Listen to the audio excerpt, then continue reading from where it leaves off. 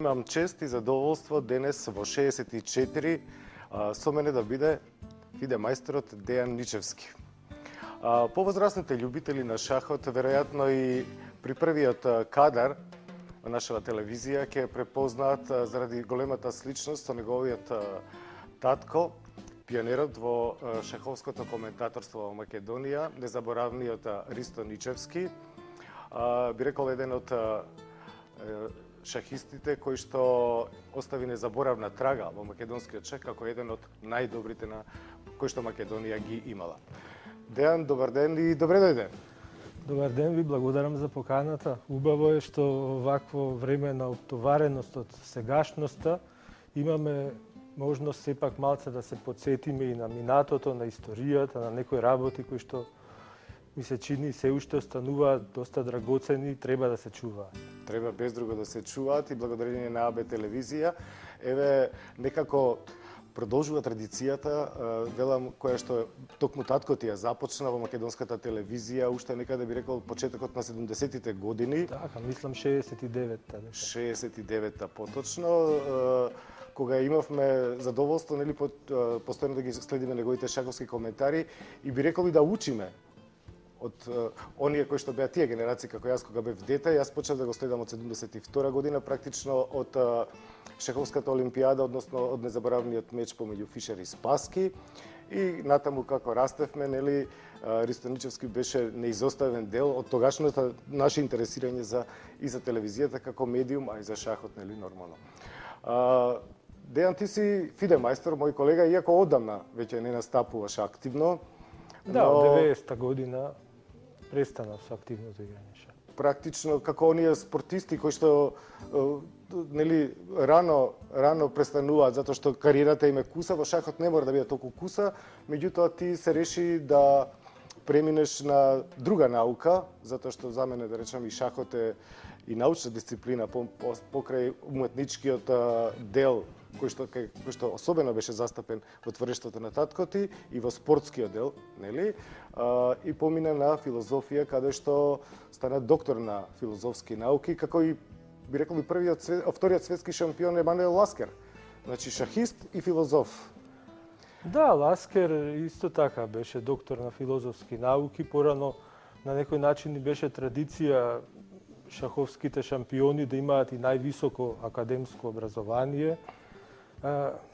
Јас од 90-та година почнав со поактивно студирање на филозофијата и како резултат на таа веќе 2 деценијска работа чинам дека имам некаков научен филозофски опус кој што исто така се надевам дека ќе ја издржи пробата на времето, дека ќе стане на некој начин со време и поблизок кон заинтересираните и така натаму. Меѓутоа, вистина е тоа што претходно го рековте, татко ми Ристо Ничевски навистина негуваше таа научна страна на шаховската игра, значи со една голема акрибија, со една научна методологија и со темелно испитување на варијантите и подготовка на шаховските коментари. На некој начин ние и дома се уште се сеќаваме на тие подготовки на коментарите како да некој така можеби во одредена дистанца и возвишено, но сепак напорно време. Нели, време кога човек е под некаква тензија, бидејќи во крајна линија знаеме дека шаховското коментаторство е една од најтешките и кај нас во Македонија и најподценуваните дејности, барем според таа општествена валоризација. Така, не остана само на филозофијата, таму напише неколку трудови, така ли е? Така, да. Меѓутоа, остана и незаборавно четиво, незаборавна книга, а тоа е книгата што ја издаде пред 3 години, 2007 година, која што носи наслов Ристо Ничевски, одбрани шаховски партии. Имав тогаш привилегија да ми напишеш посвета на таа книга, за почитуваните гледачи кои што може да се види, значи со слика на Ристо. Значи, една книга која што се чита, би рекол, во еден здив, затоа што е напишана на прекрасен јазик. Мислам дека и оние дејци кои што се занимаваат со литература, значи со пишување романи, би можеле, сигурно дека би нашле високи естетски квалитети во книгата, која што, освен тој дел, кој што би рекол, и може би не е најважен во оваа книга, затоа што тука е главно сместено творештвото на Ристо Ничевски, а дел и на Дејан Ничевски, нели, како и взаимните релации. Тука имаме и интересно и политички погледи, и семејството како клетка во општеството, едно хармонично семејство, односите, значи, внатре. Се на се би рекол чудесна книга, која што без друго ја препорачувам за љубителите на шахот без друго, нели, може да се најде во Табернакул, додека верувам дека и останатите кои што кому четивото како литературно дело би им било интересно, би требале да ја прочитат оваа книга.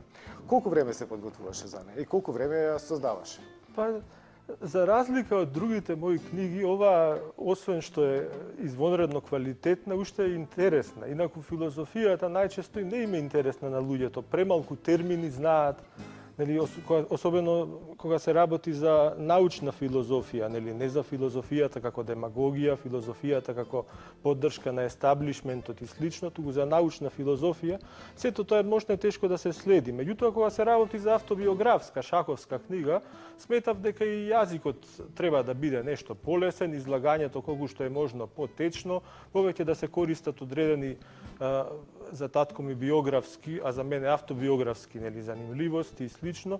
И од тој аспект чинам дека успеав. Меѓутоа, тоа и не беше толку најважно. Тоа што најмногу ме плашеше при реализацијата на оваа книга, која што ја работев околу 10 години, значи, најмногу имав страф од можноста за грешки при реализацијата на шаховските потези, бидејќи потезите, односно шаховската нотација, може да инволвираат некакви грешки кои што обичен лектор или коректор не ги забележува.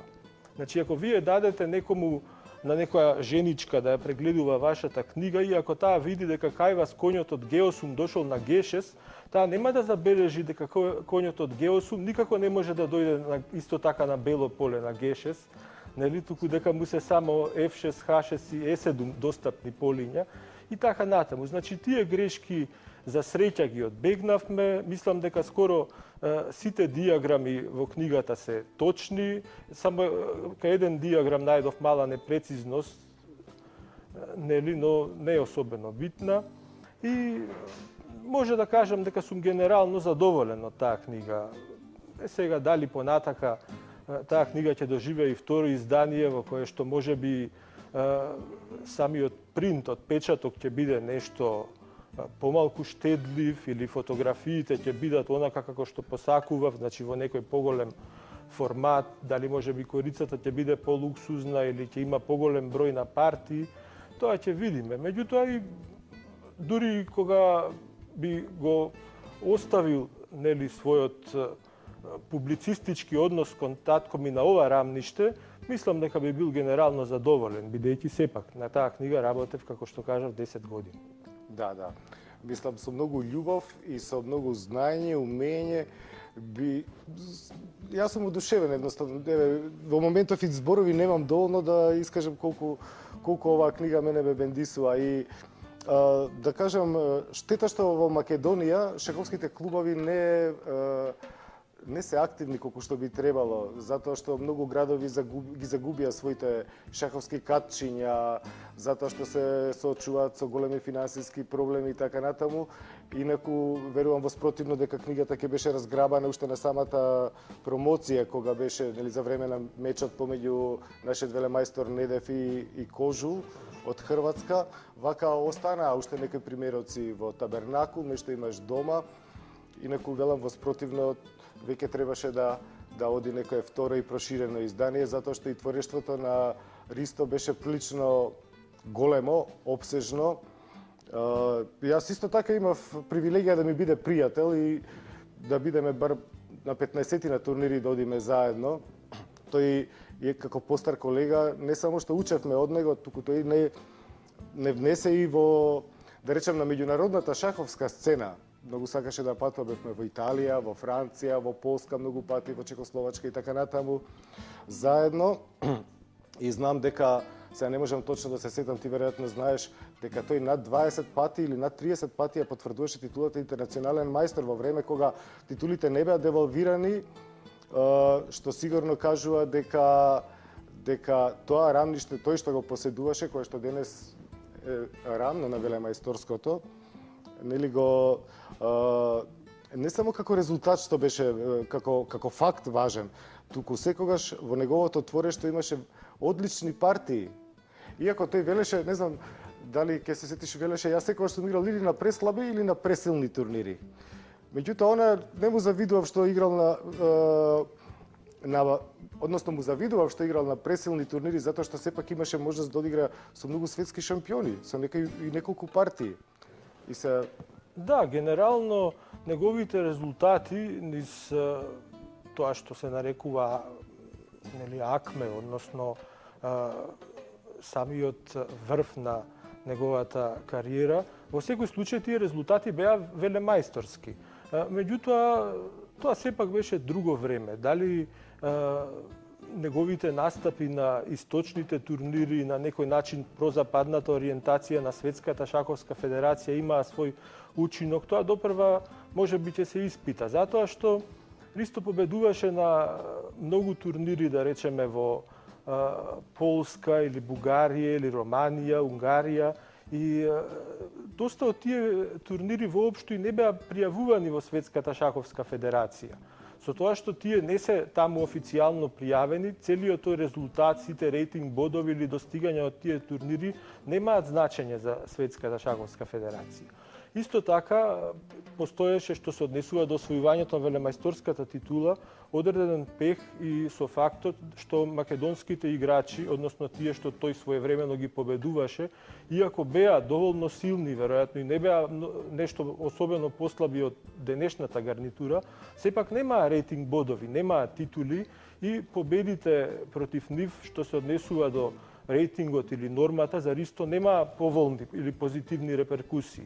Меѓутоа, тоа признание од ФИДЕ нели за велемајсторството, дали го има или го нема, за нас всушност никогаш немало особено значење. Навистина сте во право кога велите дека за Ристо во прв план беше квалитетот на партиите, тој се внесуваше во нив, се обидуваше нели достојно да ги одбрани, да ги презентира своите замисли или идеи, играше на некој начин старински или староаматерски шах во време кога на некој начин шахот почна да се технифицира, нели кога сиот тој пристап со љубов кон шахот и кон шаховското мајсторство, па и кон статусот на шахистите полека почна да оди во втор план. Да, навистина е штета тоа што го кажавте што замреа многу шаховски средини кај нас.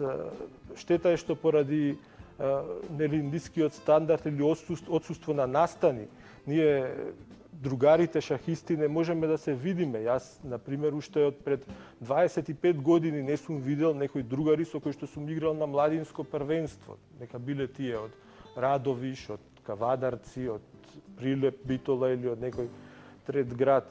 И при тоа, значи, сепак некаков проект истава книга да се презентира и таму, да се однесе или тие да видат. А од друга страна пак знаеме дека постојат институции кои што се специјализирани да ги излекуваат средствата, односно парите од луѓето, и затоа македонците всушност немаат обичај да го купуваат она што не мора да го купат. Нели, па тоа на некој начин има своји реперкусии врз продажбата на книгите. Не само на оваа книга, туку воопшто било какви културни достигања во Македонија.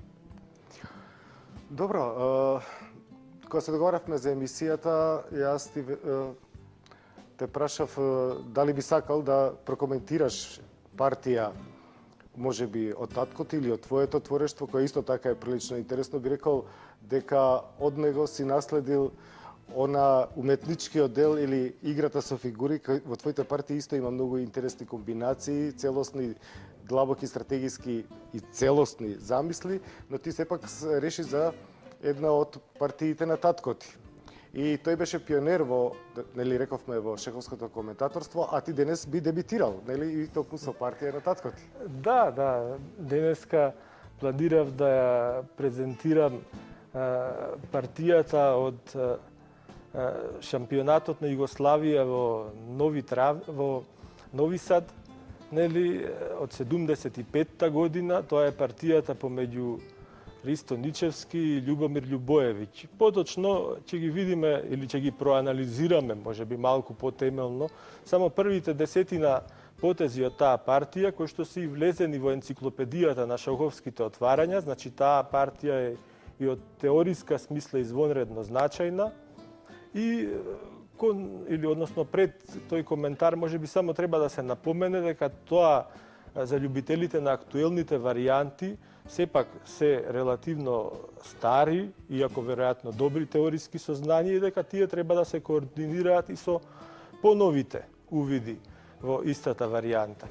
Повели Дејан, да. Значи, многу работи се изменија претходниве 100 години, но сицилијанската одбрана остана иста. Така почна и партијата помеѓу Ристо Ничевски и Љубомир Љубоевиќ E4-C5. Тоа е таа сицилијанска одбрана и Ничевски и Љубоевиќ беа специјалисти за ова отворање. Значи, го играа и со бели и со црни фигури. Тука Ристо играше коњ на F3, Љубоевиќ D6. Значи, оваа позиција настана помеѓу истите противници, помеѓу Ничевски и Љубоевиќ, и на шампионатот на Југославија во Нови Травник. Значи, 69-та година Ристо играше D4, Љубоевиќ Z и после коњ D4, коњ F6, коњ на C3. А Љубоевиќ го одигра ретко играниот потек E5. И сега тој потек E5 Можеш да покажеш, имаме да, време. Добро. Значи D4, CD4, коњ D4, коњ F6. Ти си левичар? Да, коњ C3. Да, требаше од другата страна. Значи, да. Тој потек E5 е ретко игран, токму поради шахот ловец на B5, со кој што Ристо на некој начин ја изнуди позиционо поволната размена на белополните ловци, затоа што Љубоевиќ тогаш не беше спремен да ја игра гамбитната варијанта со коњот Б на D7. Значи, Љубоевиќ одигра тогаш ловец на D7 и после размената на белополните ловци потпадна под позицион притисок заради слабото поле D5 и слабиот пешак на D6. Значи, тогаш во Нови Травник, како постар тинејџер или како млад полнолетник, Љубоевиќ ја загуби партијата од Ристо Ничевски поради таа позиционо неповолна размена на белополните ловци.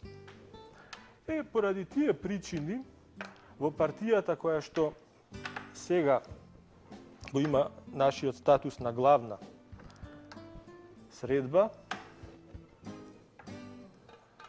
Ристо го одигра токму потегот ловец на B5 шах, сакајќи повторно да ја оствари таа размена на белополните ловци.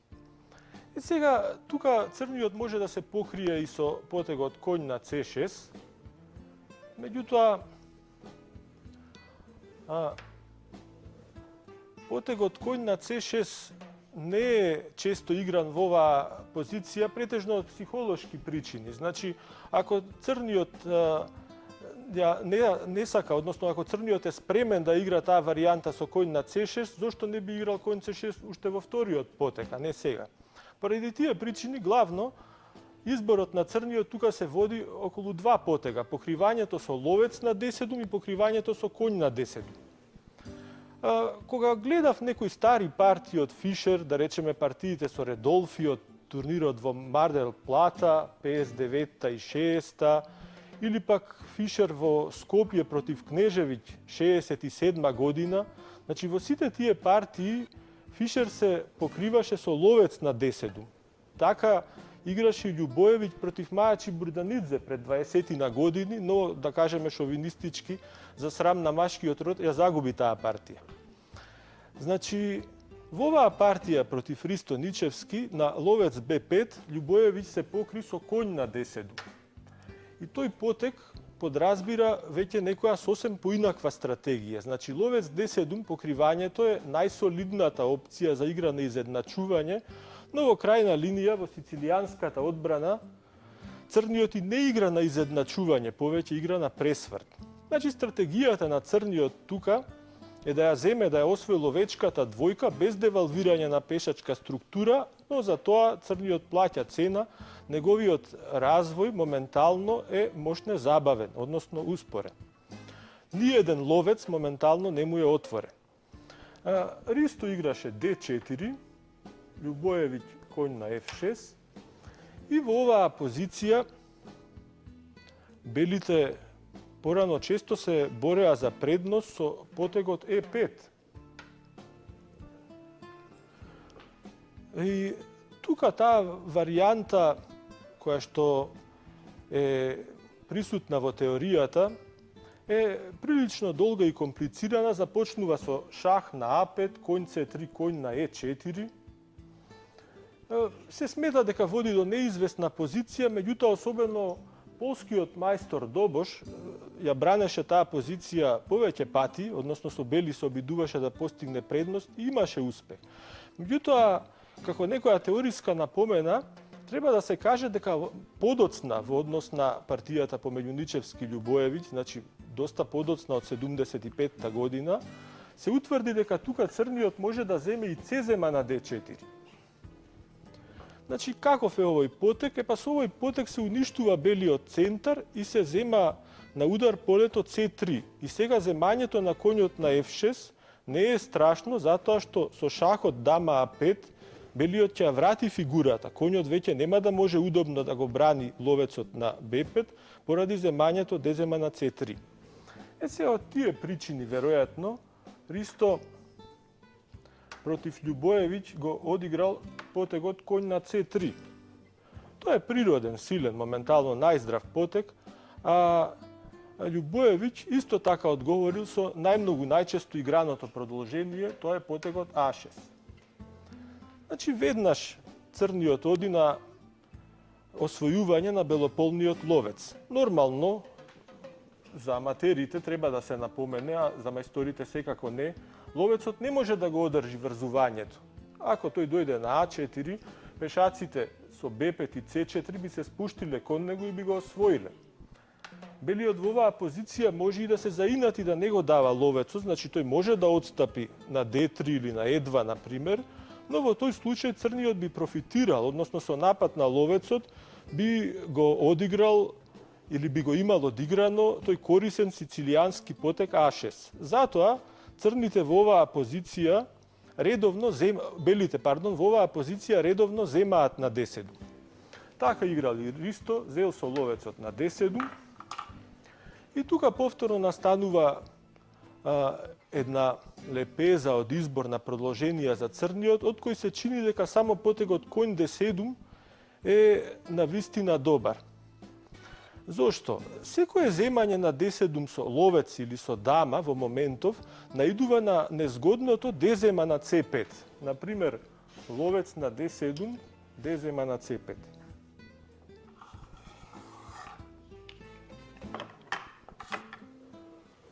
И после ова земање, потегот Е5 излегува некако прилично незгоден. Конјот од F6 нема добри полиња. Не може да дојде кон центарот, најверојатно ќе биде изгонет на работна таблата, а белиот прв ќе стаса со тешките фигури на Д линијата и ќе има иницијатива. Значи, тоа е главната причина поради која црните редовно земаат со конј од F6 на D7. Така играли Љубоевиќ. Ристо Ничевски направил рокада. И сега со оглед на таа хаварија што црниот ќе доживее во оваа партија, може би веќе и во овој момент треба да се бараат некакви засилувања, тука мислам дека заслужува внимание потегот Г6. Значи, развојот на црниот црнополец да се реши со фианкетирање.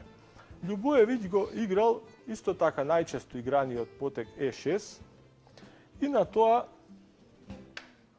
следувал овој непријатен напад на дамата, шех со ловец на Г5. Тука црниот веќе има многу можности. Потегот F6 изгледа дека се игра мошне ретко, при тоа белиот сигурно би продолжил со ловец на H4 и потем би сакал со E5 да ја отвора играта во своја полза. Доста важен во овој момент од теориска гледна точка е контранападот со дамата. Значи, во духот на Фишеровата варијанта на отровниот пешак, на нападот на дамата со ловец Г5, црниот би можел да се обиде да одговори со дама Б6, да го нападне пешакот на Б2. Но во тој случај, од особена важност е фактот дека белиот може удобно да се развива со дама Д2, бидејќи тој пешак моментално е на вистина отровен. Значи, при дама Б2, белиот не би имал некоја општа компензација за пешакот во добиеното време, односно во времето што ќе го поарчи црниот за да ја врати дамата во игра, туку белиот би имал тука веќе конкретна добитничка варијанта. Таа оди вака, топот дава шех на Б1, дамата може да дојде само на А3, топот ја напаѓа на Б3, дамата може да дојде само на А5 и тогаш следува убиственото коњ на Д5.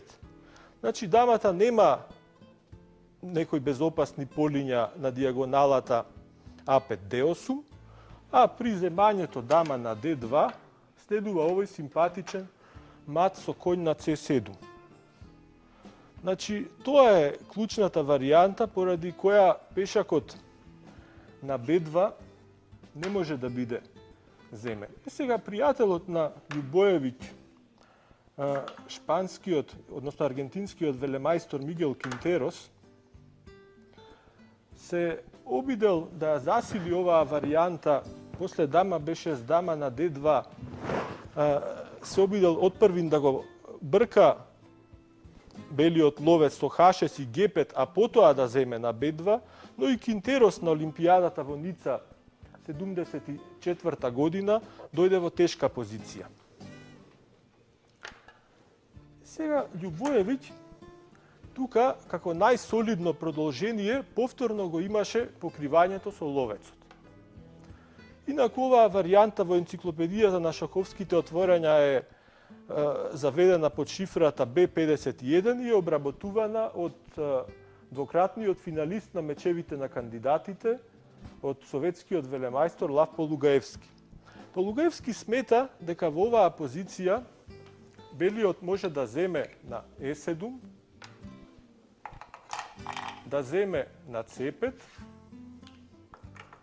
и после Е5, рокада, коњ на Е4, да има јасна предност поради зафатот на полето Д6.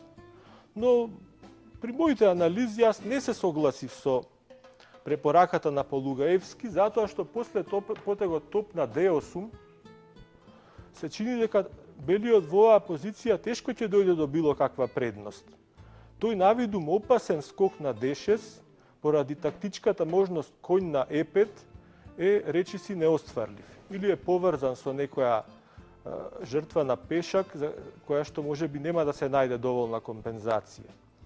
Значи, таа препорака на Полугаевски се чини дека не е најдобра и во партијата помеѓу Ничевски и Љубоевиќ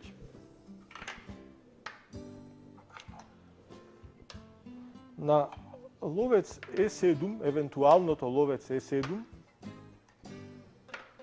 мислам дека е посилно после размената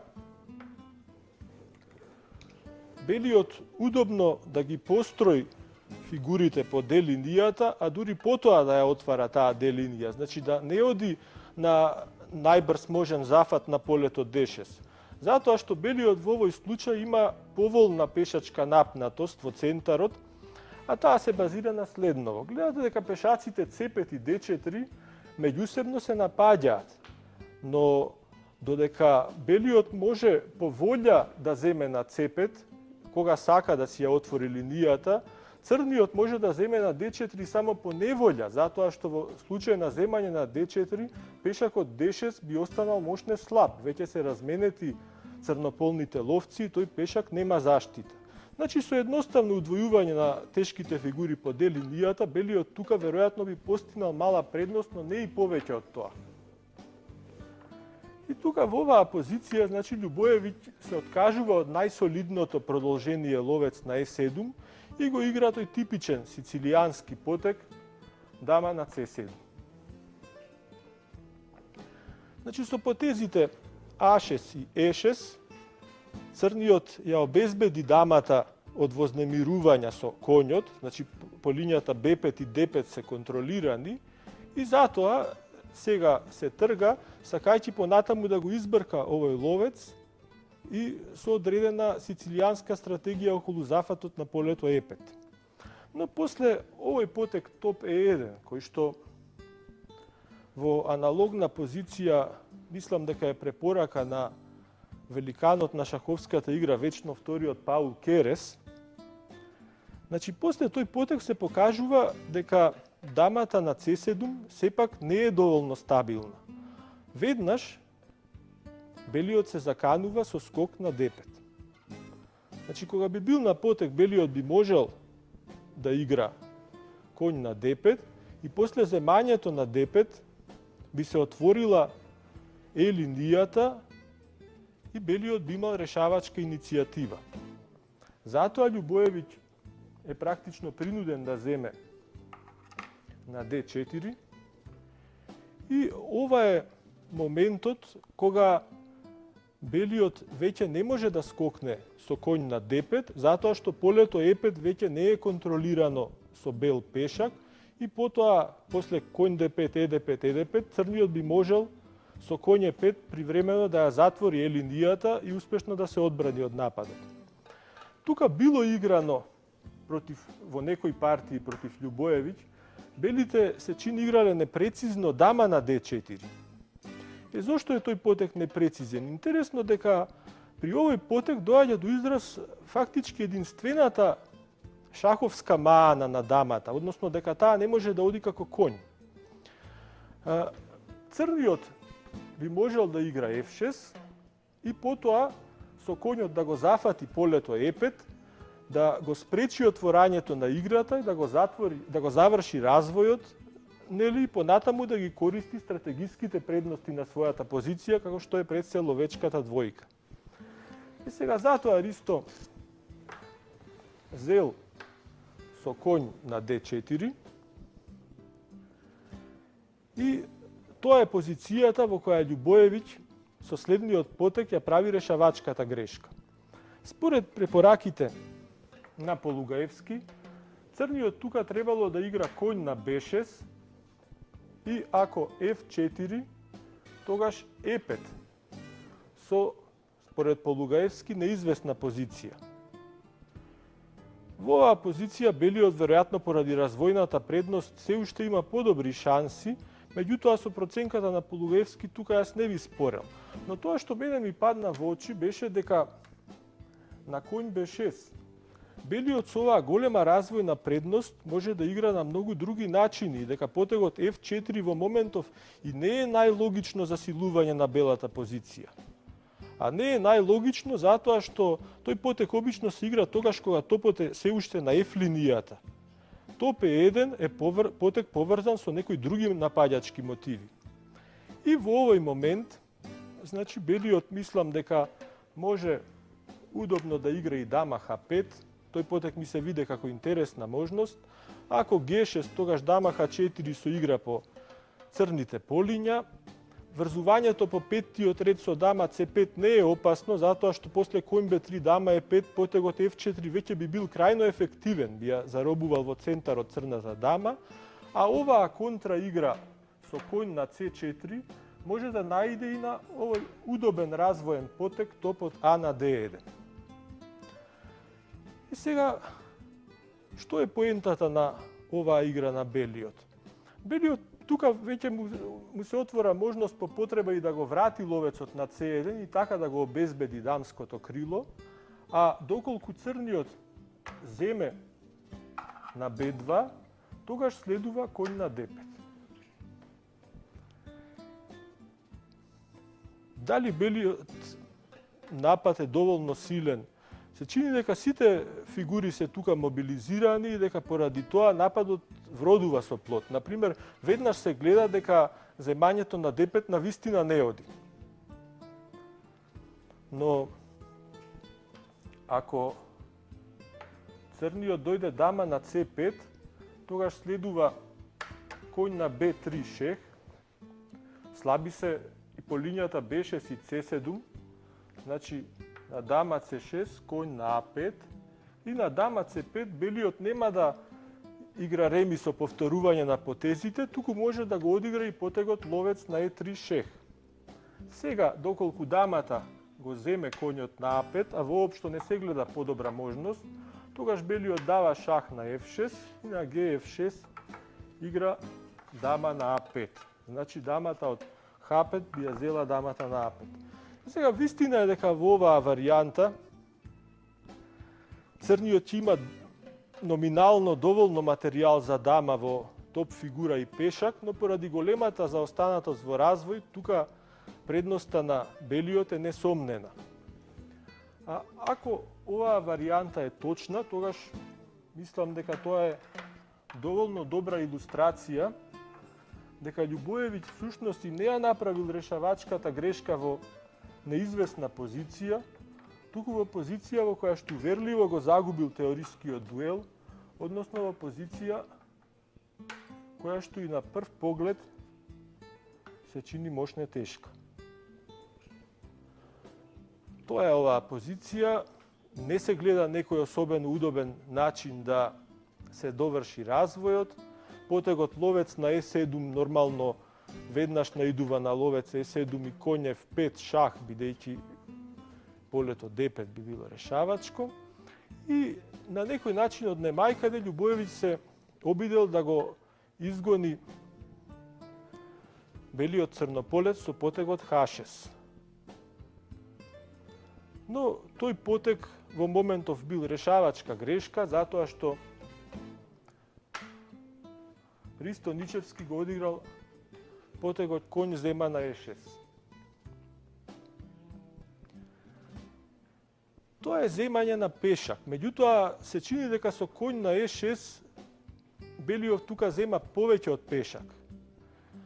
Веднаш го освојува полето D5, освојува и темпо, зема на Е6 со напад на дамата, пешакот на D6 станува моментално осамен и слаб, може да се земе и ловецот на F8. И така што генерално и самата енциклопедија, теориските книги, а и праксата на оваа партија кажува дека ова е моментот во кој белиот има решавачка предност. Се разбира, земањето на Е6 било невозможно заради овој мат со дама на H5.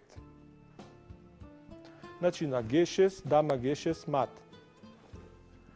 Љубоевиќ, за да не загуби во минијатура, одиграл уште 20 на потези, меѓутоа тие за нас нема да бидат од особен интерес, бидејќи е сосем јасно дека тука белиот практично ја добил партијата и дека има решавачка предност. Значи на тој начин на шампионатот на Југославија 1975 година Ристо Ничевски постигна уверлива победа против Љубомир Љубоевиќ и нели го потврди својот статус на играч со мошне голема теориска наобразба, односно на шахист против кого што е мошне тешко да се добие теориски дуел. Дејан, ти благодарам за овој прекрасен коментар. Повели седни, само да споменеме дека Ниче, како што ние сега велевме, или Рики, или Ристо, имаше, богами, многу теоретски интересни замисли. Не само тоа, туку тој беше експерт, да речеме, за кралско-индиска одбрана, за Бенони, со црни фигури. Он беше експерт во меѓународни рамки и неговото име, односно неговите партии, или анализи од партии се во многу шаховски книги за тие отварање, да речем, за тие системи. Како многу и особено со тие тешки системи за играње, стратегиски тешки за играње, меѓутоа кои што бараат многу иновативност и многу, да речем, и фантазија шаховско, кога се игра на еден потек, многу чувствителни позиции, Ристо ги играше прекрасно. Па да, тој во секој случај имаше извонредни аналитички способности, кога не беше под пресија на времето, кога имаше доволно време да ги изанализира варијантите онака како што самиот сака или до моментот кога самиот ќе биде задоволен, нели тој ги постигнуваше и најдобрите резултати. Тој навистина имаше теориска подготовка достојна за дуел за светски првак. Тој, да речеме, 76-та и против Карпов во Скопје уверливо го доби теорискиот дуел со црни фигури, постигна предност. Нели, меѓутоа се чини дека сепак за уште поголеми практични резултати, некои други услови или некои други околности, во секој случај ни останува само да посакуваме да беа посреќни. Така. Добро, времето чинам дека нешто и ни истече, дека го надминавме, но имавме ретка можност денеска да имаме тебе во студио. Верувам ќе имаме и друга можност, затоа што тука има и твои многу интересни партии меѓу другото, но секако и размислување воопшто и филозофски за шахот. Имаме уште многу работи имавме што да си кажеме, меѓутоа не можеме се во една емисија, затоа останува до некоја друга ваква пригода да се благодариме на учеството и на нашите гледачи да ги поздравиме уште еднаш, да ги поканиме доколку не следат и нашата емисија наоѓаат за интересна, за возбудлива, да повелат и следната недела, односно следната сабота, следниот викенд во исто време. До тогаш, довидување.